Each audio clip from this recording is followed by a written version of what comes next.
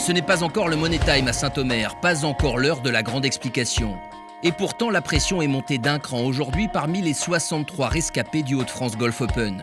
Le samedi est ce jour où il n'y a rien à gagner, seulement beaucoup à perdre. Prenez l'Anglais Tom Murray, leader incontesté après les 2 premières journées. Il n'a pas eu la même réussite aujourd'hui. Et parfois, cela s'est joué à rien. Dans ces cas-là, il faut savoir faire le dos rond et espérer des jours meilleurs. Plus 2 aujourd'hui pour le natif de Manchester qui reste en course pour la victoire demain. Côté français, Mathieu Fenas a commencé sa journée de la même façon qu'il avait fini la précédente. En feu. 5 birdies sur le parcours aller et un jeu qui vous donne le droit de rêver.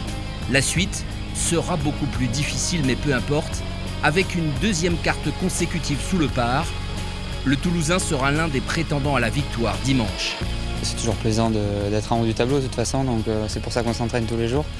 Donc voilà, demain, prendre du plaisir, c'est sûr avant tout, et voilà, essayer de faire quelque chose de bien. Ouais.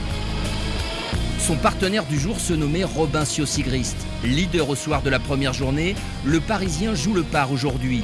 Une régularité qui lui permet d'intégrer le top 5. Lui aussi aura un rôle à jouer ce dimanche.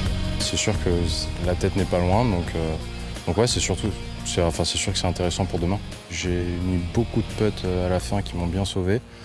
Mais mon jeu était un peu moyen aujourd'hui. Le vent, sûrement m'a gêné. De ce 3e tour, on retiendra aussi la belle performance de Filippo Bergamacci. La journée de l'Italien aurait même mérité une meilleure conclusion sans cet horrible double bogey au trou numéro 16. Le plus fort, aujourd'hui, le voici, l'impassible Dan Huizing. Le Néerlandais est un peu ici chez lui depuis que l'an dernier, il a signé le record du parcours avec une carte de 62. Il n'a pas atteint un tel sommet de jeu aujourd'hui, mais son -2 lui permet de prendre la tête du tournoi. J'ai été très patient toute cette semaine, j'ai fait les bons choix et je vais tout simplement essayer de faire la même chose demain pour m'imposer ici. À la veille du dénouement, rien n'est joué en haut du classement du Hauts-de-France Golf Open. Fenas et Sigrist, bien placés à 3 coups de Huizing, espèrent bien succéder à Julien Guerrier, vainqueur ici même l'an dernier.